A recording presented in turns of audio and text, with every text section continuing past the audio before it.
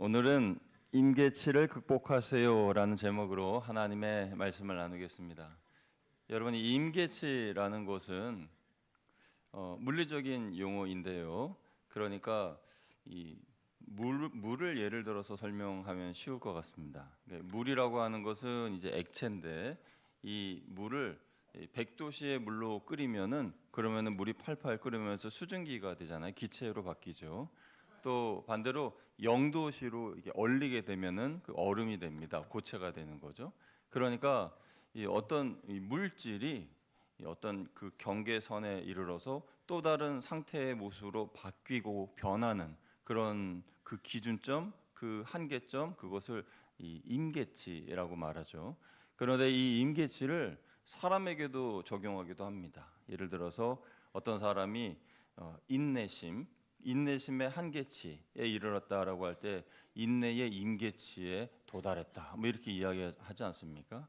그런데 놀라운 것은 그 임계치라고 하는 그것의 수준이 거기까지 도달했을 때에 예를 들어 아까 인내라고 말씀드렸죠. 그래서 이 인내라고 하는 임계치가 여기까지라고 하면 이거를 내가 한번 넘게 되면 그러면 마음이 더 넓어지고 쉽게 화를 안 내게 되고 그리고 많이 넓어졌다, 마음이 넓어졌다. 그런 이야기를 많이 듣는 거죠. 그러니까 사람에게도 이 임계치라는 것이 중요합니다. 이 임계치라는 말을 다른 말로 사점이라고도 표현을 합니다. 운동선수들이 그렇게 말을 하죠. 마라톤 같은 경우에는 42.19km를 뛸 때에 그 숨이 이 턱까지 올라오는 그런 경우들이 몇 번 있습니다. 그래서 이 풀코스를 뛸 때에 이 목이 이 숨이 턱 밑에까지 차오르는 그때 정말 포기하고 싶고 내려놓고 싶고 이 숨쉬기도 힘들고 하여서 모든 것을 주저앉고 싶은 그때가 바로 사점인데 그 사점을 뛰어넘어야 또 다른 폐활량이 더 넓어지고 또 체력도 길러지고 자신감도 생기고 그런다는 거예요. 그래가지고 어떤 분이 저는 5km 단축 마라톤을 극복하기를 원하는데 방법이 없습니까? 이렇게 물어보니까 그 마라톤 선수가 얘기하길 10km를 완주하시면 됩니다. 그러는 거예요. 에? 아니 난 5km를 어떻게 완주하냐고 물어봤는데 10km를 어떻게 완주하라는 게 무슨 말입니까? 10km를 완주하면 5km는 아무것도 아닌 거예요. 10km를 어떻게 완주합니까? 그러면 하프 마라톤을 통과하면은 10km는 문제가 없습니다. 이렇게 이야기하는 거예요. 좀 역설적이고 이상한 이야기지만 이미 그 과정을 통과한 사람은 그렇게 이야기할 수밖에 없는 거예요. 그러니까 이 임계치라고 하는 것은 우리가 극복해야 할 과정이고 그 임계치를 넘어서 그 임계점을 넘어본 사람은 그 과정에 대한 분들에게 이야기해 줄 수 있다는 거죠. 그래서 이 신앙의 사점 또 이 신앙의 임계치가 우리가 반드시 넘어야 할 숙제 중에 하나다라는 것입니다. 아프리카 대륙의 탄자니아 북서부의 초원에는 야생동물을 보호하기 위한 세렝게티가 있는데요. 여기에는 매일매일 이 쫓기고 또 쫓는 그러한 달리기가 시작이 됩니다. 그래서 거기에 있는 많은 짐승들 중에서 사자와 같은 육식 동물들이 이 가젤과 같은 그 사슴처럼 생긴 그 가젤과 같은 그러한 짐승을 잡아먹기 위해서 달리는데요. 가젤이 그렇게 쉽게 잡힐 리가 없죠. 그러니까 10번 잡으려고 공격하면 겨우 한 2번 정도 잡는다 그래요, 가젤을. 그러니까 가젤이 발이 빨라서 그런 걸 수도 있지만은 이 사자의 한계성을 알기 때문에 그래요. 사자는요, 전력 질주를 500m 이상 못 한다고 합니다. 그러니까 500m 이상 달리기를 하면은 이 몸에 이 과호흡이 오고 막 열이 올라오고 그래서 이 죽을 지경이 된다는 거예요. 그러니까 500m 이상 달리면 안 된다는 걸 자기도 알아요. 그래서 동물의 왕국이나 그런 다큐멘터리 보면은 이 가젤이나 이 사슴이나 짐승들이 이렇게 앞에 왔다 갔다 하면 이렇게 쫙 숨어가지고 이렇게 보지 않습니까? 숨어가지고 가까이 올 때를 기다렸다가 막 뛰잖아요. 뛰다가 잘 못 잡아가지고 그냥 허탕 칠 때도 많고 그렇게 10번 중에 8번을 허탕을 친다는 거예요. 그러면 이 가젤의 입장에서는 어떻게 그렇게 잘 도망다닐 수 있느냐? 사자가 500m밖에 못 뛴다는 걸 알고 있고 그리고 자기는 500m 이상 많이 뛰어봤기 때문에 사자보다 더 잘 뛴다는 겁니다. 그러니까 한계치를 이미 극복한 동물이라는 거죠. 그래서 간절함에도 가젤에 이기고 빠르기에도 그렇고 폐활량도 그렇고 임계점도 이 사슴이 가젤이 이 사자보다 훨씬 더 많이 앞서기 때문에 이 사자에게 쉽게 잡혀 먹히지가 않는다라는 거예요. 우리의 신앙의 임계치도 마찬가지입니다. 여러분, 여러분의 신앙의 임계치가 어느 정도인지 알고 계십니까? 여러분의 신앙의 임계치를 넘기 위해서 사활을 건 기도를 해보신 적이 있습니까? 내가 나의 임계치를 모르면 그러면 그 임계점을 넘어서 하나님께서 주신 그 평안과 기쁨의 그 곳까지 달려가지 못하는 경우들이 많이 있습니다. 그래서 하나님께서 때로 우리에게 고난이라는 것을 주셔서 내 영적 임계치가 어느 정도인지를 알게 하십니다. 임계치를 넘어본 사람이 없는 사람은 스스로 자신의 임계치를 만들고 나는 거기까지다라고 제안해 버리죠. 그러면 신앙은 거기까지밖에 자랄 수 없는 것입니다. 여러분, 우리의 이 뇌 있지 않습니까? 우리의 이 뇌의 기능은요, 무궁무진하다라고 이야기를 하는데 하버드대 심리학과 교수였던 윌리엄 제임스 교수가 인간은 평생 자기의 뇌의 능력의 5에서 7%밖에 못 쓰고 죽는다 이렇게 이야기를 했어요. 그러니까 자기가 가지고 있는 능력이 100%라면 5에서 7%밖에 못 쓰고 죽는데, 근데 사람들은 그게 자신의 능력의 전부라고 생각을 하는 거죠. 그러니까 내 능력은 그 정도밖에 안 되니까 거기에서 더 개발하려고 하지도 않고 더 노력하려고 하지도 않고 그냥 그렇게 살다가 그렇게 가는 거예요. 여러분, 육신의 임계치가 이러한데 영적인 임계치는 어떻겠습니까? 신앙의 임계치는 어떻게 했냐는 거예요. 마태복음 11장 12절에서 예수님께서 말씀하시기를 세례 요한의 때부터 지금까지 천국은 침노를 당하나니 침노하는 자는 빼앗느니라 라고 말씀하셨습니다. 그러니까 영적인 것에 대해서 욕심을 부리지 않고, 이 욕심은 선한 욕심입니다. 욕심이라고 다 나쁜 것은 아니에요. 하나님의 은혜에 대한 욕심, 천국의 상급에 대한 욕심, 그런 영적인 임계치를 넘어서 평안의 자리로 나아가기를 원하는 그런 마음, 그런 선한 욕심이 있죠. 그런 것에 대하여서 욕심을 내고 열심히 살아보지 않는 분들, 그분들은 나의 임계치를 모릅니다. 신앙 성장을 위해서 임계치를 넘을 생각을 하지 않는 분들은 천국에 대하여서 아무리 말씀을 드려도 동기부여가 되지 않는 거예요. 그게 나하고 무슨 상관입니까? 그렇게 생각하게 되는 거죠. 사랑하는 여러분, 우리의 인생에는 고난이 있습니다. 그 고난이 내 신앙의 임계치입니다. 고난은 모든 사람에게 갑자기 찾아올 수 있습니다. 그런 안 좋은 일들이 우리에게 일어날 때에 우리는 왜 이런 일이 내게 일어났나 생각합니다. 또 주위에 있는 사람들을 보면서 왜 하나님이 저분에게 그러한 고난을 허락하셨을까 하는 생각을 합니다. 미국의 유명 설문조사 기관인 바나 리서치라는 곳이 있는데요. 이 바나 리서치에서 이런 질문을 했습니다. 만약에 당신이 하나님한테 질문을 해서 그 질문을 하나님께 들을 수 있다고 한다면 어떤 질문을 하시겠습니까? 이런 설문조사였어요. 근데 거기서 가장 많은 대답이 하나님, 왜 인생에 고난과 고통이 있습니까? 이러한 질문이 가장 많은 질문이었다고 합니다. 하나님, 왜 인생에 이렇게 고통이 많습니까? 왜 사는데 이렇게 어려움이 많습니까? 이러한 질문을 하나님께 해보고 싶다는 거예요. 여러분, 왜 우리 인생에는 고난이 있는 것입니까? 우리 성도님들 중에서 고난이 사람에게 찾아오는 이유는 죄 때문이다라고 생각하는 분들이 의외로 많이 계시더라고요. 그 말씀도 맞는 말씀입니다. 창세기 3장의 경우에는 처음 죄가 땅에 들어온 경우죠.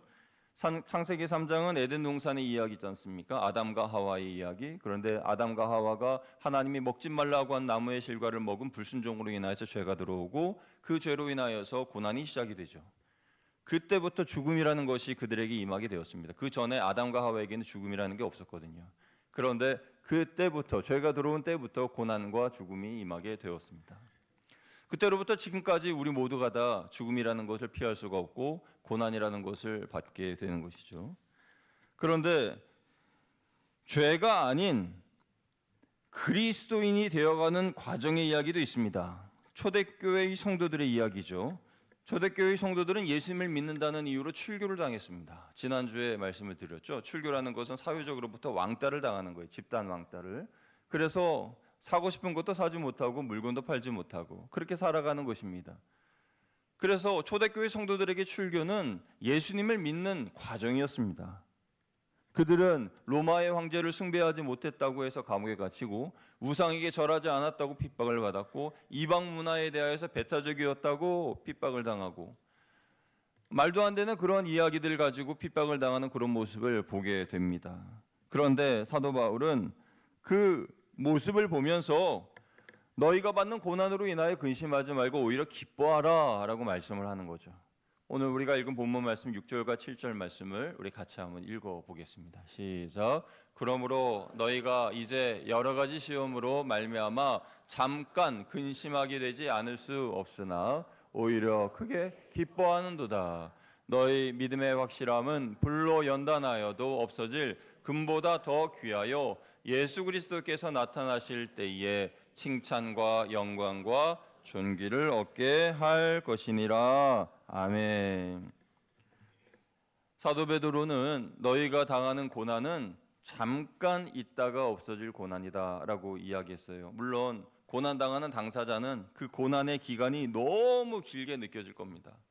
빨리 이 시험이 고난이 빨리 지나갔으면 좋겠다 생각하지만 사도 베드로가 볼 때에, 왜냐하면 사도 베드로는 그 고난의 임계치를 일반 성도님들보다 훨씬 더 앞서서 넘어본 사람이잖아요. 그러니까 이 풀코스 마라톤을 뛴 베드로가 영적으로 이제 5m, 5km, 10km를 이제 뛰러 가는 성도님들을 보니까 잠깐입니다. 잠깐이에요. 극복하실 수 있어요. 이렇게 이야기를 하는 것 아니겠어요?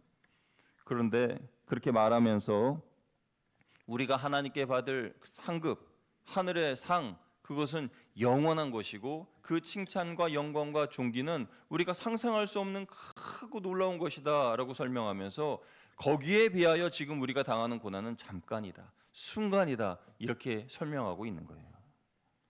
잠시 있다 사라질 칭찬과 명성과 존귀가 아니라 영원히 받아 누릴 것이라는 것입니다. 사랑하는 여러분, 지금 어려운 상황을 잘 이겨내므로 소망을 얻고 금보다 더 귀한 칭찬과 명성과 존귀를 얻는 여러분 다 되시기를 주님의 이름으로 축복합니다. 이 영광, 이것은 잠깐 1분 1시간 있다가 없어지는 것이 아니라 영원한 것이에요. 그러니까 하나님 주신 영원한 영광을 위해서 우리가 살아야 하는 것이 마땅합니다. 여러분, 구약 성경에 보면 고난을 믿음으로 잘 이긴 대표적인 한 사람을 꼽으라면 욥을 들 수 있습니다. 욥은 동방의 의인이라고 하는 사람이었죠. 하나님께서 그를 칭찬하셨습니다. 욥기서 1장 1절을 보면은 그는 정직하고 의로웠다라고 이야기합니다. 그는 자녀들에게 신앙의 본이 되는 믿음의 아버지였습니다. 그리고 동방의 의인이었는데 어느 날 그에게 큰 시험이 옵니다. 갑자기 큰 바람이 불어와서 집이 무너졌는데 그 집에 7명의 아들과 3명의 딸이 그만 숨을 거두게 되었어요. 그 말을 들은 욥은 겉옷을 찢고 머리털을 밀고 제 위에 앉아서 하나님께 예배를 드렸습니다. 거기서 끝나지 않았습니다. 연이어 욥에게 일어난 그 온몸의 종기, 그래서 머리끝부터 발끝까지 종기가 나고 간지러워서 악창이 나서 기와장으로 벅벅 긁으면서 자기의 몸을 긁으면서 질그릇으로 긁으면서 있을 때에 아내가 남편에게 말하길 하나님을 욕하고 죽으시오 그랬어요. 하나님을 욕하고 죽으라. 그때에 욥은 말합니다. 그대의 말이 어리석은 여자의 말 같소. 우리가 하나님께 복을 받았으니 화도 받지 않겠습니까? 그러면서 입술로 죄를 범하지 않았습니다. 욥에게 찾아온 고난은 그가 죄를 지었기 때문에 찾아온 것이 아니라 의인을 더 의롭게 하시기 위한 하나님의 성장 과정의 프로그램 중에 하나였습니다. 초대교회 성도들도 그렇고 욥의 경우도 그렇고 그들에게 임한 고난은 죄로 인한 것이 아니라 신앙을 지키기 위하여서 그리스도인이 되기 위한 과정이었고 의인을 더 의롭게 하시기 위한 시험이었다는 거예요. 그러면 그렇게 갑작스럽게 임하는 고난 예방할 수 있을까요? 안타깝게도 아니요 라는 대답을 드릴 수밖에 없습니다. 믿음의 사람이라 할지라도 갑자기 내게 찾아오는 고난을 예방할 수 없습니다. 왜냐하면 시험이나 사고나 사건은 갑자기 오는 것이기 때문에 그렇습니다. 그렇다면 하나님께서는 왜 고난을 허락하신 걸까요? 왜 잘 믿고 있는 이들에게 고난이 오게 하시는 겁니까? 그것은 우리가 고난의 임계점을 넘어 더 성장하기를 원하시기 때문입니다. 그리고 나의 임계치 너머에 있는 그 평안의 주님을 만나게 하시기 위한 하나님의 계획이라는 거죠. 그래서 하나님은 고난이나 질병을 우리에게 허락하실 때가 있습니다. 사랑하는 여러분, 근래에 여러분들에게 안 좋은 소식이나 어려운 일들이 있었습니까?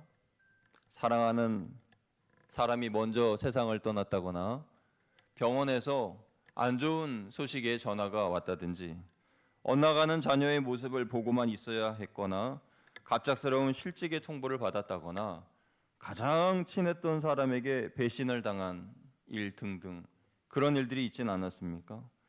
그런 일들이 여러분들을 힘들게 하였을 것입니다.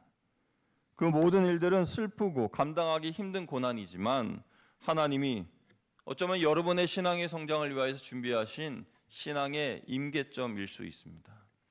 그것을 넘으면 더 넓고 깊은 하나님의 은혜의 자리로 나아갈 수 있는 것입니다. 그래서 욥은 고난당하는 사람에게 좋은 본이 됩니다. 욥은 욥기 23장 10절에 이렇게 고백했는데요. 우리 같이 읽어보겠습니다. 시작. 그러나 내가 가는 길을 그가 아시나니 그가 나를 단련하신 후에는 내가 순금같이 되어 나오리라. 아멘. 그런데 이 고백은요, 욥이 자신의 임계치를 넘기 전의 고백이에요. 그러니까 시험을 극복하기 전의 고백이라는 겁니다. 이 10절 앞에 있는 8절과 9절 말씀도 같이 우리 이어서 한번 다시 읽어보겠습니다. 시작. 그런데 내가 앞으로 가도 그가 아니 계시고 뒤로 가도 보이지 아니하며 그가 왼쪽에서 일하시나 내가 만날 수 없고 그가 오른쪽으로 돌이키시나 배울 수 없구나. 10절. 그러나 내가 가는 길을 그가 아시나니 그가 나를 단련하신 후에는 내가 순금같이 되어 나오리라. 아멘. 이제 이 구절이 더 잘 이해가 되시죠? 욥은 자신의 시험과 고난과 문제가 해결되지 않았습니다. 여전히 어려움 가운데 있었고 앞으로 가도 하나님을 못 뵈고 뒤로 가도 안 계시고 좌로도 우로도 어느 곳으로 가도 하나님이 안 계시는 그 상황에서 그러나 나는 하나님을 믿으니 내가 나의 가는 길을 그가 아시고 그가 나를 인도하신 후에는 내가 순금같이 되어 나아가리라. 이 고백을 한 거예요. 고난을 통해서 우리는 나의 신앙의 수준과 상태를 알 수 있습니다. 보통의 사람들 같은 경우에는 하나님을 동서남북 어디든지 찾아서 하나님을 만나려고 하다가 뵙지 못하면은 하나님은 안 계신다 이렇게 이야기를 합니다. 기독교는 거짓말이다 이렇게 이야기를 해요. 그런데 여러분, 내가 하나님을 만나지 못했다고 하나님이 안 계신 겁니까? 하나님이 내 앞에 계시는 것을 내가 보지 못했는데 내 책임이 아니라 하나님 책임인가요? 하나님은 산처럼 늘 그곳에 계시고 그리고 우리를 사랑하셔서 우리를 바라보시면서 언제든지 인애와 긍휼을 베풀어 주실 준비를 하고 계시는데, 그런데 근심이라고 하는 것이 내 눈을 가리고 불신앙이 하나님으로부터 등을 돌리게 했는데 그것을 생각하지 않고 하나님이 왜 안 계시냐뇨, 기독교가 왜 거짓말이냐뇨, 그런 억지가 어디 있습니까? 그래서 욥은 고난 중에서 사방을 헤매며 하나님을 찾아도 만나지 못했지만 내가 가는 길을 그가 아시나니 그가 나를 단련하신 후에는 내가 순금같이 되어 나오리라 고백할 수 있었던 것입니다. 이것이 욥의 신앙의 수준과 상태입니다. 사랑하는 여러분, 고난은 우리를 영적으로 더 성장시킵니다. 그러면 고난당할 때에 우리가 지켜야 할 것은 무엇인가요? 첫째로 고난 중에도 예배의 자리를 지켜야 합니다. 힘들지만 신앙의 임계점을 넘어서려면 예배의 자리를 지켜야 해요. 욥기 1장 20절 말씀을 보면 욥은 고난의 날에도 믿음의 자리, 예배의 자리를 지켰습니다. 우리 함께 읽어볼까요? 시작. 욥이 일어나 겉옷을 찢고 머리털을 밀고 땅에 엎드려 예배하며. 아멘. 모든 것을 잃은 순간에도 예배를 드렸습니다. 그 곳은 고난의 자리인데 그 고난의 자리를 예배의 자리로 바꿨어요. 욥은 자신에게 닥친 고난의 이유를 몰랐지만 그래도 하나님께 예배를 드렸습니다. 그 때문에 욥은 하나님의 위로를 받을 수 있고 하나님께서 그 상황을 바꿔 주신 것입니다. 신앙의 임계점을 넘어서려면 무조건 예배의 자리를 지켜야 됩니다. 억지로라도 예배를 드려야 됩니다. 백혈구 수치가 낮은 암 환자 분들은 치료를 위해서 어떻게 해서든지 그 백혈구 수치를 높여야 돼요. 그러려면 뭐라도 드셔야 됩니다. 뭐라도 드셔야 돼요. 정말 그 밥알 하나하나가 쓰고 돌덩이 같아도 억지로라도 씹어서 드셔야 돼요. 그래야 백혈구 수치가 올라갑니다. 그래야 항암 주사를 맞을 수가 있어요. 우리가 영적으로 병이 들고 어려움 가운데 있을 때에 억지로라도 예배를 드려야 돼요. 그래야 영의 양식을 먹을 수 있는 겁니다. 그래야 우리가 살아나는 거예요. 사람도 싫고 교회도 싫고 하나님조차 싫어졌다 할지라도 예배의 자리를 지켜야 됩니다. 그렇게 억지로라도 그 자리에 앉아 있으면요, 하나님의 은혜가 내게 임하고 내 영이 회복되고 내 문제가 해결됩니다. 두 번째로 신앙의 임계치를 극복하기 위해서 우리가 지켜야 할 것은 무엇입니까? 그것은 감사의 마음입니다. 우리 한번 따라 주시면 감사하겠습니다. 고난 중에도 감사합시다. 우리 옆에 계신 분 보면서 고난 중에도 감사합시다. 고난 중에도 감사합시다. 아멘. 감사합니다. 욥은요, 하나님이 주신 것을 하나님이 다시 가져가셨을 때에 불평하지 않고, 아까 우리 찬양팀 어떻게 기가 막히게 그런 찬양을 선곡하셨는지, 주께서 주실 뿐만 아니라 다시 가져가신다는 거예요. 아까 그 찬양 있죠? 주님은 주시며 주님은 찾으시네. 그러니까 이제 한국어 찬양 가사는 찾으시네로 돼 있는데 사실은 가져가시는 거예요. 하나님께서 주시고 다시 가져가시는 거예요. 바꿔서 그걸 불러보면 주님은 주시고 주님은 다시 가져가시네. 이 찬양의 가사가 맞아요. 그 찬양 곡은.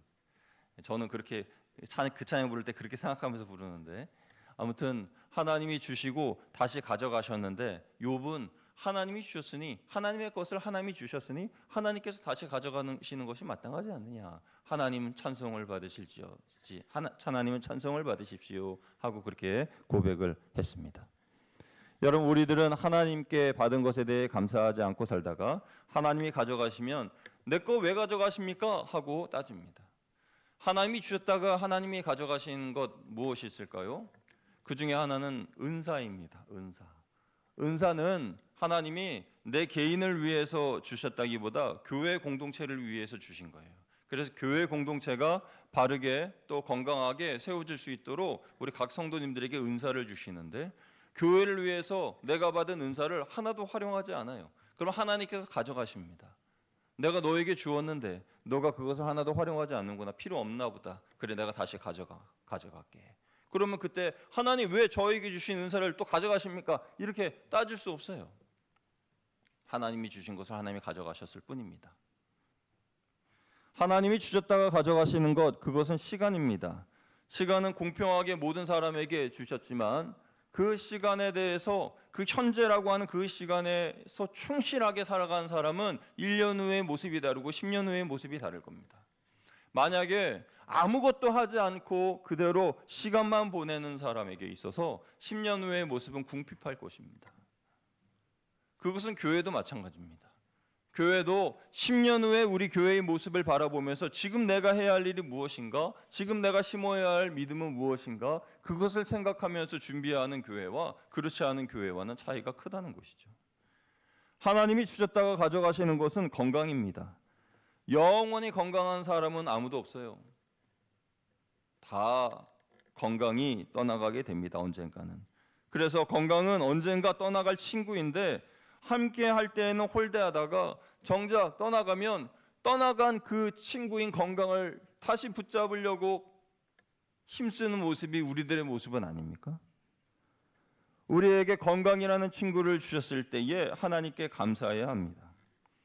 생후 19개월의 뇌수막염으로 청각과 시각을 잃은 헬렌 켈러가 있습니다. 헬렌 켈러가 이 노후에 이런 말을 남겼어요. 나는 가끔 이런 생각을 합니다. 만일 모든 사람들이 청년이 되었을 때 며칠 동안만 눈이 안 보이고 귀가 안 들리는 경험을 한다면 그에게 얼마나 큰 축복일까요? 만약 그렇게 된다면 그 사람은 볼 수 있고 들을 수 있는 것에 대해 훨씬 감사하며 살 것입니다. 이렇게 말하셨어요. 이 말이 맞죠? 보는 것, 듣는 것 당연하다고 생각하지만 그러나 당연한 것 아니죠. 하나님 주신 큰 은혜인 것입니다. 그것을 알려면 단 일주일 동안 보지 못하고 듣지 못하면 돼요. 그러면 내가 보는 것이 듣는 것이 얼마나 큰 은혜인가를 알게 되는 것이죠. 욥의 고백처럼 앞으로 가도 하나님 안 계시고 뒤로 가도 보이지 않고 왼쪽과 오른쪽에도 안 계시는 것 같을 때 그럼에도 불구하고 하나님이 나를 인도하여 주신다는 믿음, 그 믿음을 우리가 회복해야 합니다.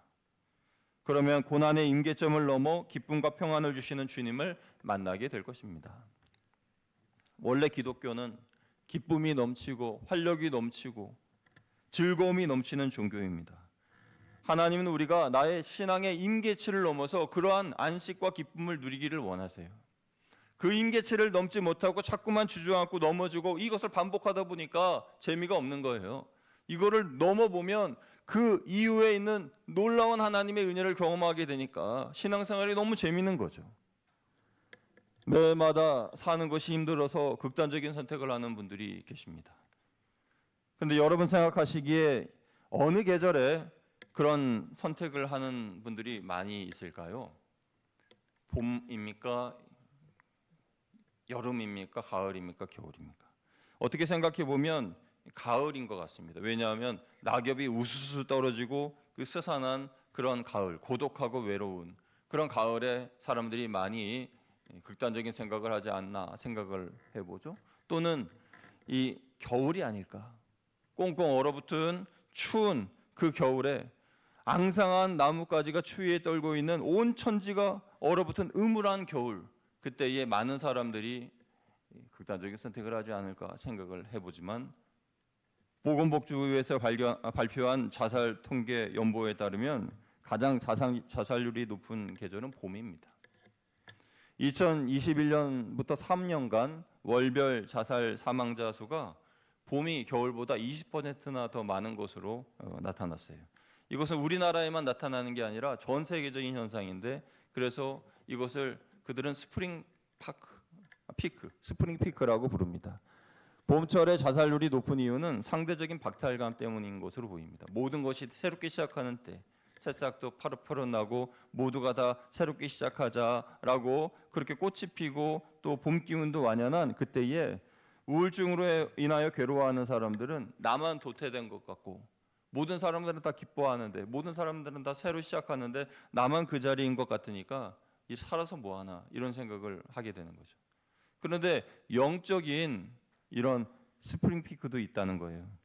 모두가 새롭게 시작하려 할 때에 오랫동안 슬럼프에 빠져 있는 성도는 상대적으로 어떤 무기력감, 더 큰 무기력감을 느끼는 거죠.